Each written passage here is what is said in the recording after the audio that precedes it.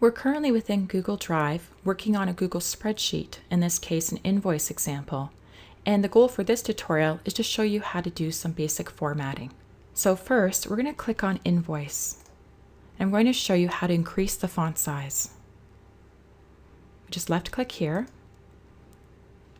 And let's select 24 and see how that looks. Okay. Next, we're going to change the font color. We're going to make it a gray. There we go. Next, one thing I want to show you is that you can select more than one cell at a time just by dragging the mouse. So left click and hold and drag down, and I just selected cells D6, 7, and D8. And at the same time, I'm just going to click B for bold, or you could do Control+B on your keyboard. Next, I'm going to make our company name bold and blue, and click on bold. Text color, blue. Invoiced to, I'm going to click on, and this time for bold, I'm going to do Control+B on the keyboard. Next, I'm going to scroll down a bit. Another way you can select multiple cells is if you want to change something for the whole row, you can select the entire row by clicking here. And in this case, I'll make the entire row bold.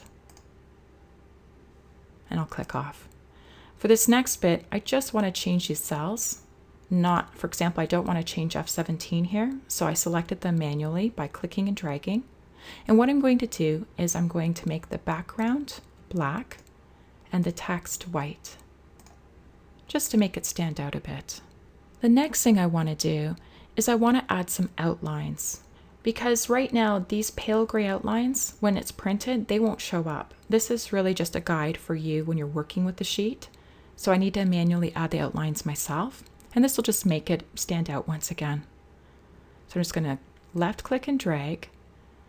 And you can select many different cells, including parts of columns, parts of rows at one time.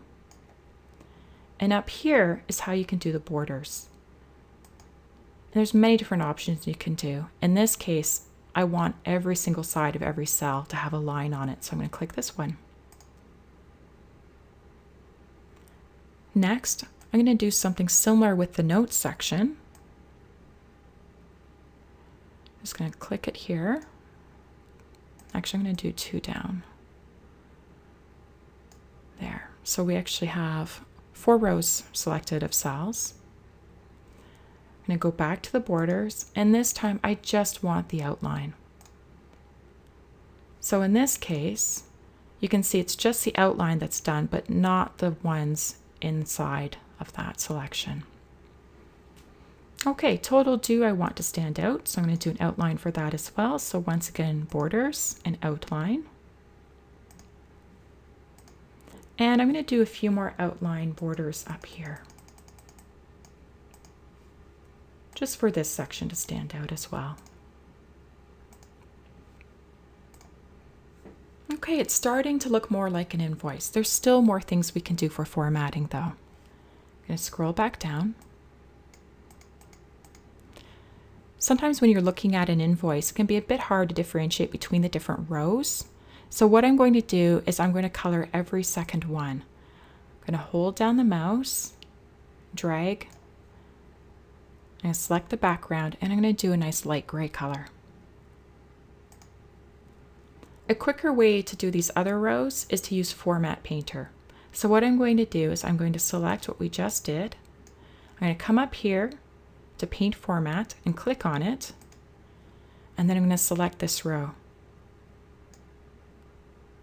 Now, one thing to note, there is a difference between Google Documents and Google Spreadsheets. In Google Documents, you can double click this and it will stay on. Unfortunately, that functionality isn't working in Google Spreadsheet, so I have to do it each time manually. So I'll click it again and apply the format. Click Paint Format again, apply the format, and one more time. There, looking much better.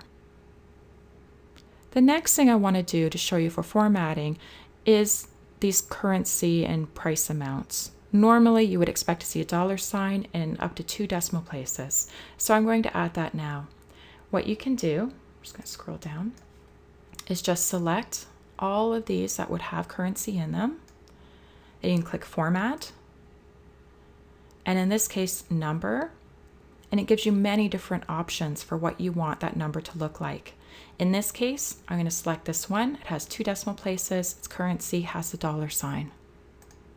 And there you go. I'm going to do the same thing for discount and total. So I'm going to select them at the same time.